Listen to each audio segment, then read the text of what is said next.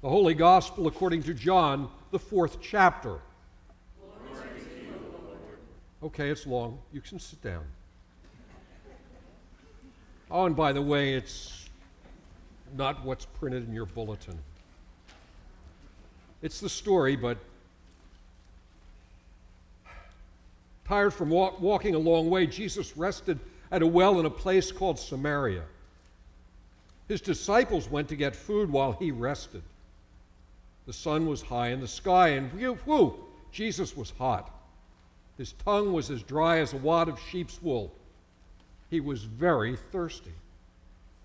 A Samaritan woman came up to the well to get water. "Will you give me a drink?" Jesus asked. She gave him a puzzled look. Jesus was a Jew, and she knew that most Jews didn't like people from Samaria. "Why are you asking me for a drink?" she asked.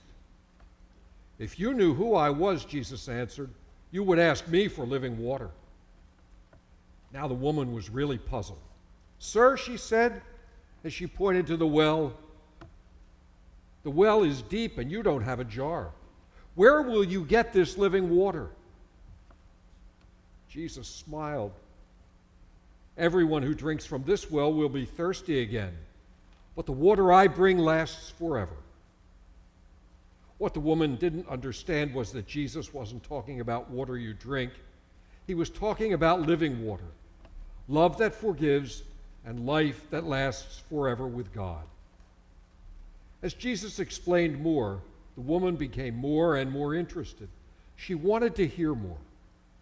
So Jesus told her more, lots more. You see, Jesus knew all about her, about where she came from and what she believed. He knew she was working on fifth husband, and they weren't even married. He knew all about her. As they talked, the woman's eyes began to twinkle. "I know the Messiah is coming," she said. "I've heard all about him." Jesus smiled, put his hand on the woman's shoulder. "I am the Messiah," he said gently. The woman was so surprised she nearly spilled her water jar. As the disciples came back with food, the woman ran past her. She rushed back to town. She was so excited to tell everyone about what Jesus had said.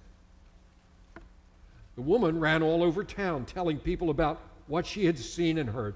There's a man at the well who says he's the Messiah. He has amazing things to say. Come and see for yourself." The people came running to see Jesus. Many people believed in Jesus because of what he told them that day. The gospel of the Lord. So grace and peace to you from God our Father and our Lord Jesus Christ.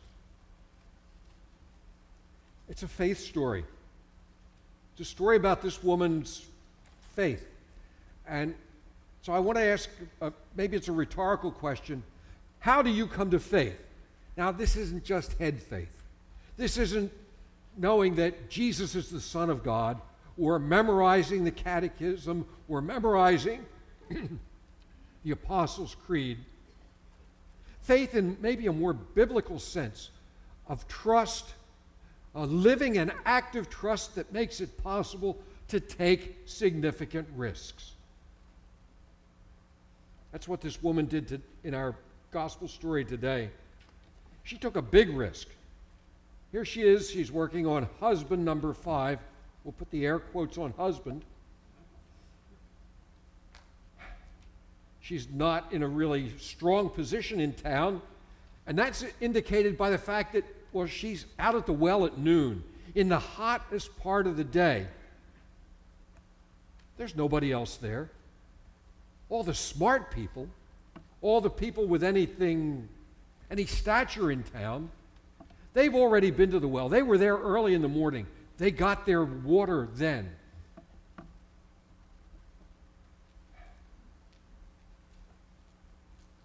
Now, this woman takes a risk.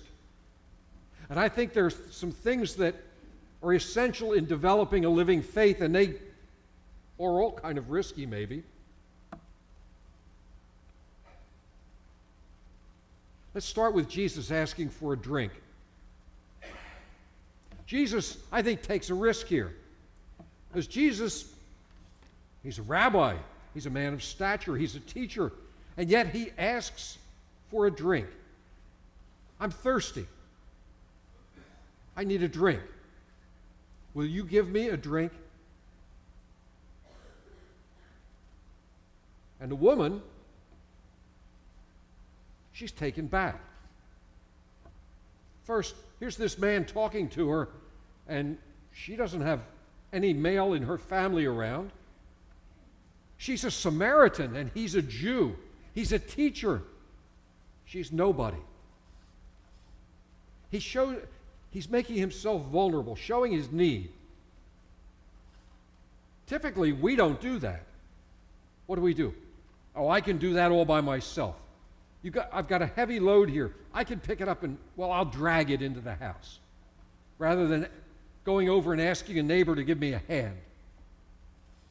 Because that would make us vulnerable, show us needing something.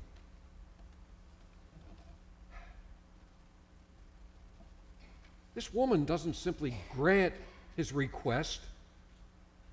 This vulnerability, this opening up that Jesus does, invites a deeper conversation, a conversation about faith and life. Maybe it would never have happened if Jesus hadn't made that step of saying, could I have a drink? Would you get me some water? And now we're into conversation. We're into talking about what's going on in the world, about the two of them. And Jesus doesn't just talk to her. He isn't lecturing her. He isn't doing what I'm doing right now, and that's preaching. No, Jesus sees her as a person. He describes her marital history. He tells her, I know what your present circumstances are. And he doesn't, so he's not condemning her. He's not condemning how she lives her life today. He's just acknowledging that she's lived a tragic and difficult life, that she's been abandoned 5 times. Now she's dependent on someone who will not marry her. She's really pretty desperate. This man could just tell her to go. He doesn't even have to write out the formal, I divorce you, I divorce you, I divorce you. Just go away. We're not married. You don't have any hold on me. So rather than ignore her, rather than critique her, rather than say, oh, married 5 times, eh? And giving her that look, not even pitying her, Jesus recognizes her. He names her challenges. So he sees value in her. He sees her as she is, as a person. She exists for him. She's not invisible. She's not one of those street people that we often almost always shy away from. The ones who wear all the clothes they have, even in the heat of summer, that root around in the trash cans.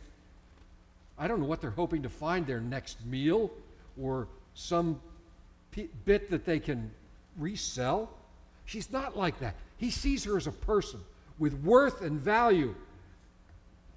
And maybe that's new to her. Maybe she's never been looked at quite in quite that way. In light of Jesus seeing and valuing her as a person, rather than simply a means to an end, oh, here's somebody else I can preach to, or an embarrassment to be ignored, oh, here comes this woman out at the wrong time of day. She shouldn't be here. When he sees her as a person, she risks asking the central question that has divided Jews and Samaritans for centuries. Where's the proper place to worship? You Jews worship at the temple in Jerusalem. We're Samaritans. We worship the same God, but we don't worship in Jerusalem.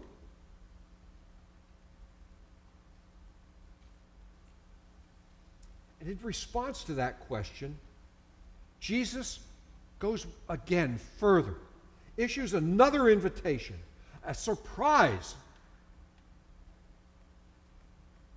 He says even our most cherished practices don't matter if they don't bring us to a relationship with the living God. You heard me.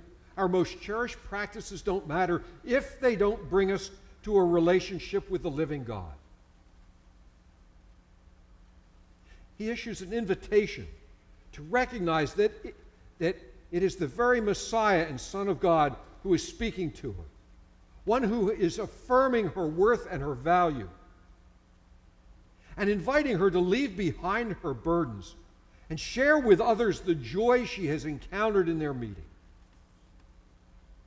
Surprised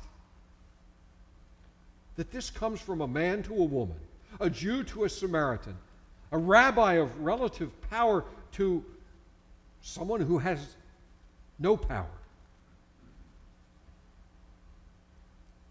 And this invitation is surprising because it involves challenge. The challenge of getting over one's piety as an excuse for keeping a distance from God. Now, you worship in Jerusalem, so we can't have any contact with God. You don't think we're of any value. We worship on the mountain, and how do you have it right? How's your relationship with God if you were in the temple? Getting over our piety, our practices, as an excuse for keeping distance from God. And then Jesus has made a challenge to her. A challenge to accept this new identity. This challenge to actually be a person, to think of herself as someone of worth. And that brings the challenge of imagining that God could and would use her to share the good news. These invitations aren't devoid of challenges. And challenges themselves can be empowering, at least when they're offered out of regard, acceptance, and affirmation. What's the woman do in response to this invitation, to this challenge, to this conversation she has had as one person to another? In response to this, the woman leaves her jar behind. That's her whole reason for coming to the well, is to get her daily ration of water. And she goes rushing back to the city to tell her neighbors, to tell everyone she meets what Jesus has shown her, and to bring them to Jesus. Now tell me if there's not risk in that. Tell me if she's not risking ridicule and rejection. And yet she's become a completely different person. And she's able to take this kind of risk. Or maybe, just maybe, she's simply the person God created her to be. But she has had difficulty seeing or embracing because of the life she has lived, the experiences she's had, and is just now discovering that God created her to be the person and has given her the capacity for risking herself. The gospel's often like that. The gospel's creating something new, something that God's really hoped for and intended for. The gospel's giving us an identity, a gift that always is empowering. It's giving us a willingness to be vulnerable, giving us the opportunity and the skills to truly see each other. The gospel is offering invitations to take seriously the gifts, the worth, the potential of another. And all of this leads to greater faith, love, and action. It's the stuff of this story. It's the stuff of each and every one of us.